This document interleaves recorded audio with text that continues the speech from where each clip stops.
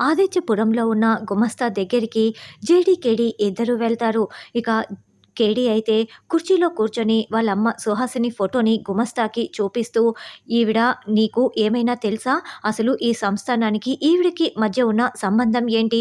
ఈవిడ్ని ఎప్పుడైనా చూసావా?" అని కేదార్ నిలదీస్తూ ఉంటాడు. అప్పుడే నిషి, యువరాజు చాటుగా ఉండి మొత్తం వింటూ ఉంటారు.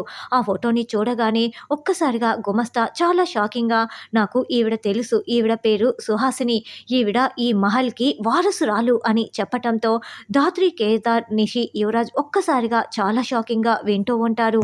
ఈ సంస్థానానికి వారసురాలే ఈ సుహాసిని గారు.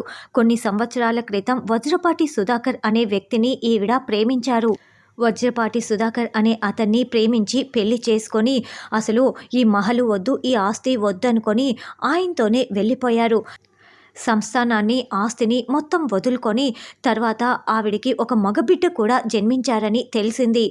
ఆస్తులన్నీ కాదనుకొని వెళ్ళిపోయిన తర్వాతే ఆవిడ మగబిడ్డకి జన్మనిచ్చిందన్న విషయం కూడా నాకు తెలిసింది అని ఆ గుమస్తా చెప్పటంతో కేదార్ ఒక్కసారిగా ఆనంద బాష్పాల్ని కారుస్తూ ఆ మహల్ని చుట్టూ చూసుకుంటూ ఉంటారు. ఇక యువరాజ్ అయితే, "ఓ మై గాడ్, వీడు ఈ సంస్థానానికి వారసుడా" అని చాలా షాకింగ్గా కిటికీలో నుంచి వింటూ ఉంటే, నిషి కూడా, "ఏంటి, ఈ కేదార్ గాడు అనాథ కాదా? ఈ సుహాసిని ఈ సంస్థానానికి వారసురాలా? అంటే ఈ కేదార్ గాడు ఈ సంస్థానానికి వారసుడా?" అని షాకింగ్గా ఇంకొక వైపు నిలబడి ఇదంతా వింటూ ఉంటుంది. జేడీ అయితే ఇదంతా అక్కడే కూర్చొని మొత్తం వింటూ ఉంటుంది. మరి అంత పెద్ద 100 కోట్ల ఆస్తికి వారసుడైన కేదార్కి ఇప్పటికైనా నిషి, యువరాజ్ గౌరవం ఇస్తారా అన్నది రానున్న ఎపిసోడ్లో తెలుసుకుందాం.